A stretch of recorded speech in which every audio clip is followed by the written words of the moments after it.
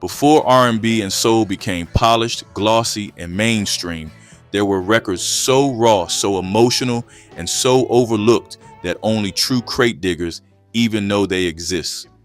Today, we're diving into 12 of the most overlooked soul songs of the 60s and 70s, tracks that never got the spotlight they deserved, but still hit harder than most chart toppers. If you think you've heard it all, trust me, you haven't. Let's get into the gems hiding deep in the grooves.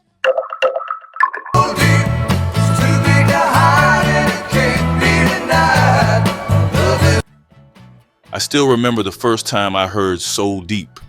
It wasn't on the radio, and it definitely wasn't from some fancy record shop. It was playing out of a friend's old beat-up turntable in the back of his uncle's garage. The kind of place where the air smelled like gasoline and dust, but the music made it feel like a sacred spot. Oh yeah, just to show I adore ya. When that opening groove kicked in, I froze. I kept thinking, how did this song slip past everybody? See, people usually talk about the Box Tops like they were just another pop group from the late 60s. But when you hear Soul Deep, you realize they had something more, something some of the biggest soul names never touched.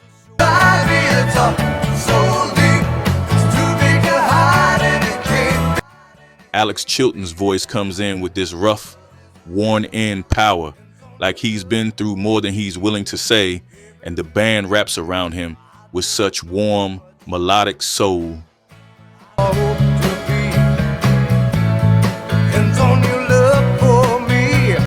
It's blue-eyed soul, sure, but it hits the heart with the same weight as anything coming out of Memphis or Detroit.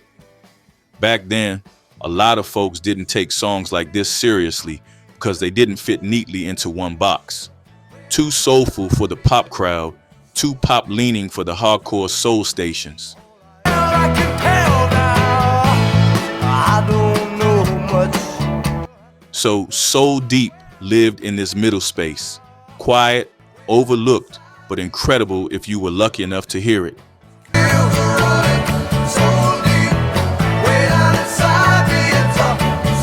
Even today, when I play it for people, I watch their faces change.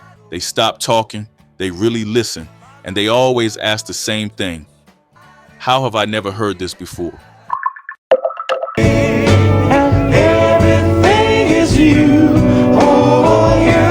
By 71, Philly Soul was finding its voice, and trust me, if you lived through that era, you know the sound I'm talking about. Smooth, polished, emotional without trying too hard.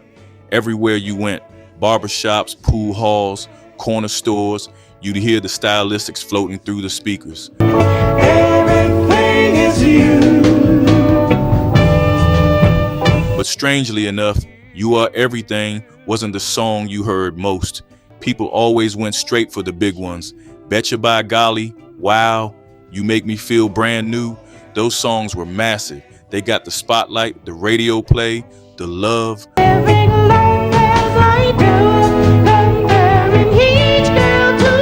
But You Are Everything, that one lived in the shadows, even though it had the same beautiful harmonies, the same heartbreak, the same soft floating magic that made the stylistic special.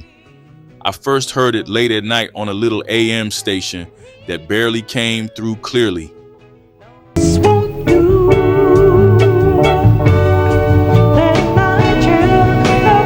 The signal kept fading, and every time it went quiet, I'd twist the dial, almost praying the song wouldn't disappear on me.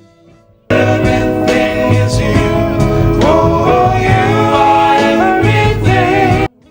The moment I heard Russell Tompkins Jr.'s voice glide through the chorus, I knew this song was different. It didn't try to impress you, it just told the truth. On my bed. Now this one was a ghost for years. The kind of deep soul track you didn't stumble across unless you knew a guy who had a cousin with a dusty box of 45s hidden in a basement somewhere. come along.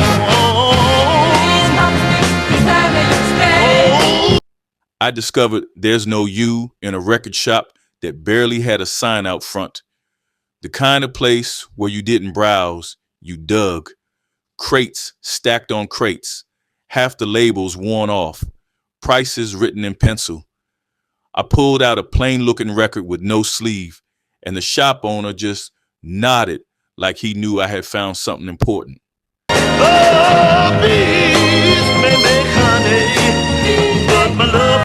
When I got home and played it, I felt like the air changed.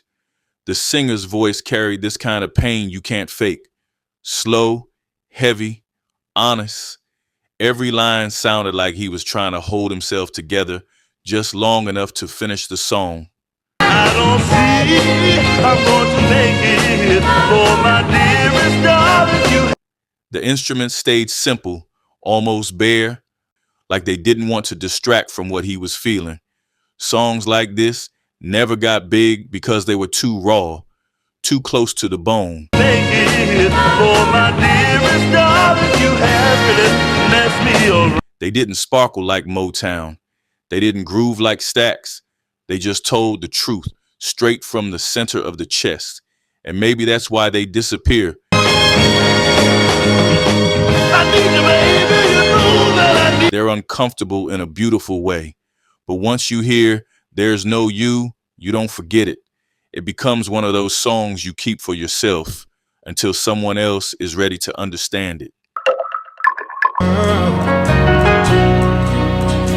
He's my best friend. If you ever talk to serious vinyl collectors, the ones who treat their records like relics, they'll bring up Kenny Carter at some point. Showdown isn't just a song to them. It's a treasure, a rare soul burner that people spent decades digging for.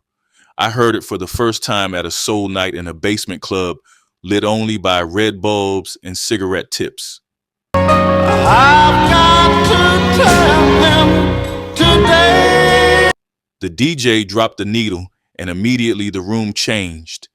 Kenny Carter's voice came out swinging, powerful, sharp, full of this urgency that made you feel like he was singing straight at you, demanding you listen. And the band behind him, tight, punchy, moving like they were trying to push the floorboards loose.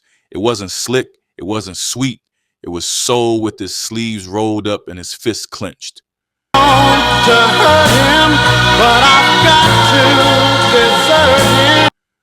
People always ask why a voice like Kenny Carter's never got the attention it deserved.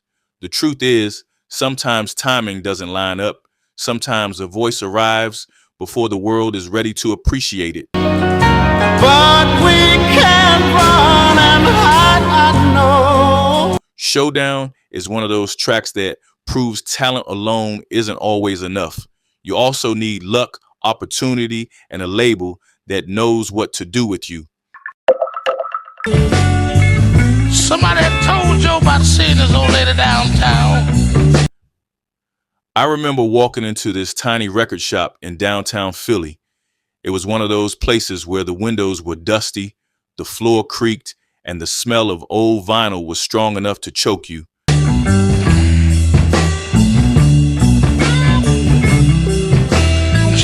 I was just looking for something new, something different, and then I saw it. A worn-out 45 with no cover, scribbled letters on the label, Lee Moses, time and place. I put it on the turntable, and right away, I was hit by something raw. The guitar cut through like a knife, gritty and alive. Where you going with that pistol in your hand? Lee Moses' voice wasn't polished. It wasn't smooth. It was real. He sang like he had lived every word, like he had felt every heartbreak and loss he ever experienced. And the music behind him, simple, but each note was loaded with feeling.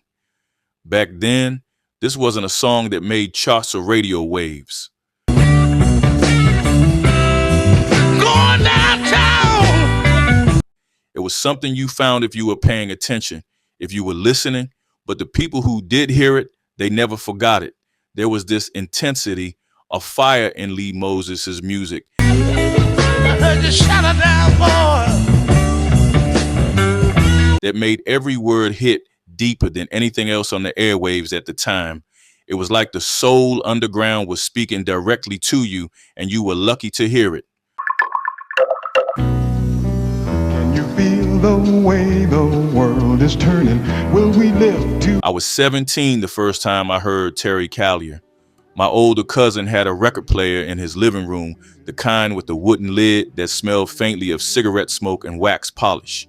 He put the needle down, and What Color Is Love started to play. I had never heard anything like it. It wasn't just soul. It was soul mixed with folk, jazz, a little blues. Is the lesson too late for the learning? Do our emotions... Terry's voice floated over the music, soft and smooth but full of weight, like he was carrying a whole lifetime of stories in every note. It wasn't loud or flashy. It didn't try to impress anyone, but it demanded your attention anyway. Most people didn't hear Terry Callier back then. He wasn't on top 40 radio, and the record labels didn't push him like they did the bigger stars. If the truth appears... But for those of us who stumbled upon him, it felt like discovering a secret. What Color Is Love was the kind of song that stayed with you for days, that made you think about life and love and all the quiet things in between. It was understated, beautiful, and completely unforgettable.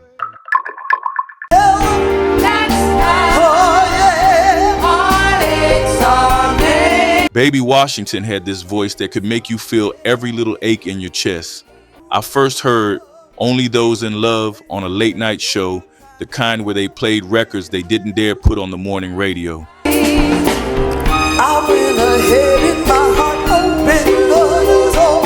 The song was soft, delicate, almost fragile, but it hit so hard. It wasn't about flashy production or big orchestras. It was just her voice, the lyrics, and a little band behind her.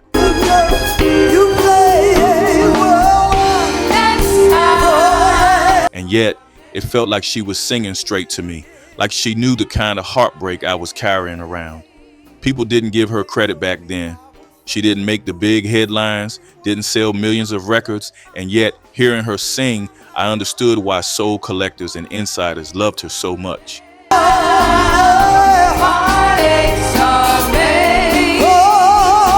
She was pure honesty, wrapped in velvet, and her music lingered in your heart long after it stopped playing. You can't tell me. Now this one, oh man.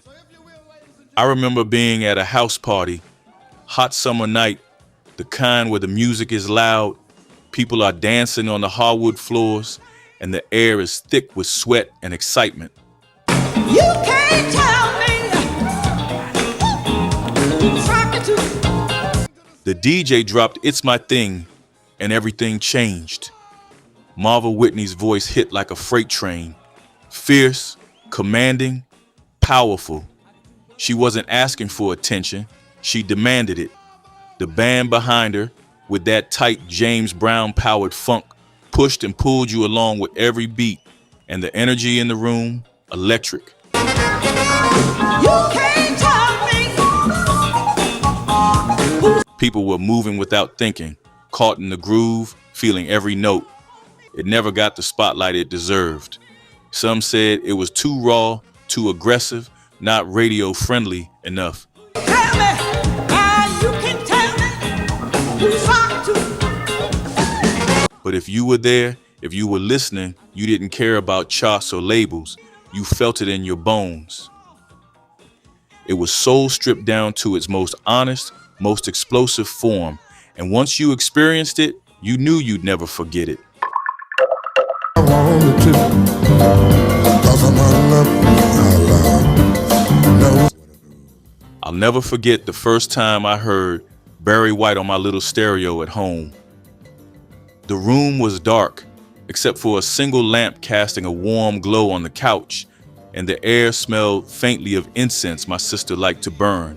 Deeper, deeper, in love with you, I'm falling. When I'm Gonna Love You Just a Little More Baby started playing, It was like someone turned up the heat in the room.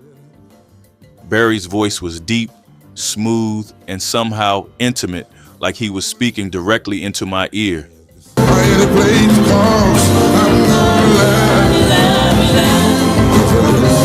The orchestration wrapped around him like a velvet blanket, lush strings, soft horns, the rhythm moving slowly, perfectly.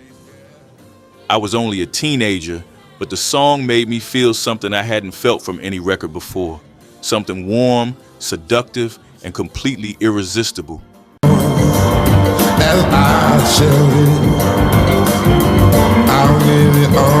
Most people remember Barry for Can't Get Enough of Your Love or Never Never Gonna Give You Up, and sure, those were hits. But this track, it didn't get the love it deserved. It was like a secret hidden in plain sight, a sensual masterpiece overlooked in the catalog.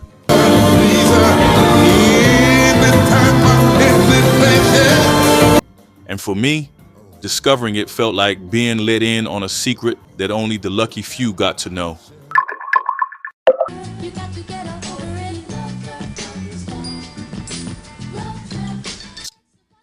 I first heard Misdemeanor on a mixtape a friend had burned for me.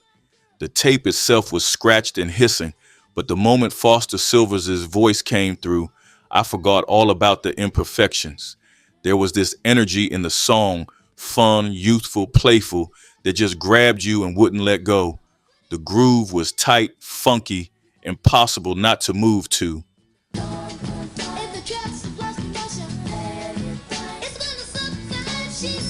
Foster's voice danced across the beat, teasing and charming, and even as a kid, I could feel how different it was from the serious soul and funk tracks I'd been hearing. It had this spark, this joy that made you want to hear it over and over again.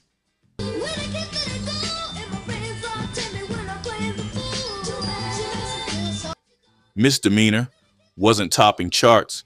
It wasn't on the radio every day, but for those who heard it, it became a treasure.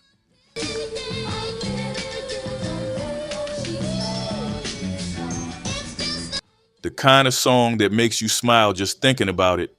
The kind that reminds you why you fell in love with music in the first place. Believe you're gonna make me want you. Ooh, you're gonna make me need. I stumbled upon Sandy Sheldon one rainy afternoon in a record shop tucked away on a side street. The shop smelled of coffee and old vinyl, and the owner was nodding along to something spinning on a turntable. What you need, no matter where or how, staring her in my.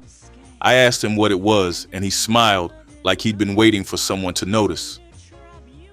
"You're gonna make me love you," he said. The moment I heard it, I understood why he smiled. Sandy's voice hit hard, bright, and full of life, carrying this mix of excitement and longing. All the loneliness inside, even in my sleep at night. The beat was fast, energetic, and somehow addictive. I couldn't help tapping my foot, moving my head, and feeling that electricity in my chest. This was Northern Soul at its finest, a track made for people who lived for the dance floor, for the rush of music moving through your body, and yet it had been hidden, overlooked, waiting for someone to find it. You're gonna make me love you. You're gonna make me love you. You're gonna make me want you, need. For me, that day, it felt like discovering a holy grail, a song that demanded you pay attention and made you fall in love instantly.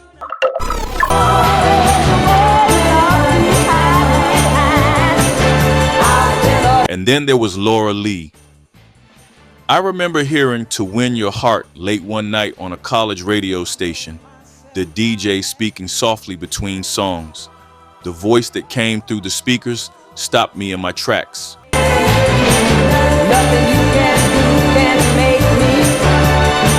Emotional, strong, raw, Laura Lee's voice carried a weight that was impossible to ignore. The song itself was simple but perfect. The arrangement didn't need to be flashy. It let her voice tell the story. Every note, every inflection, Every sigh felt like it was pulled straight from real life.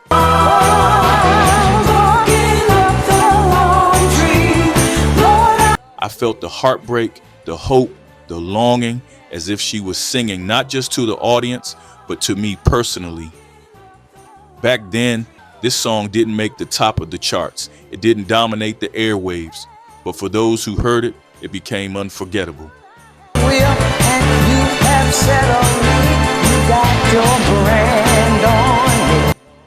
It's one of those tracks that reminds you why soul music exists, not to sell records, but to touch hearts.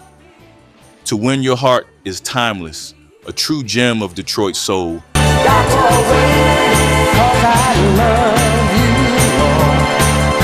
And hearing it that night felt like a gift, like I had been let in on one of the greatest secrets of the 60s.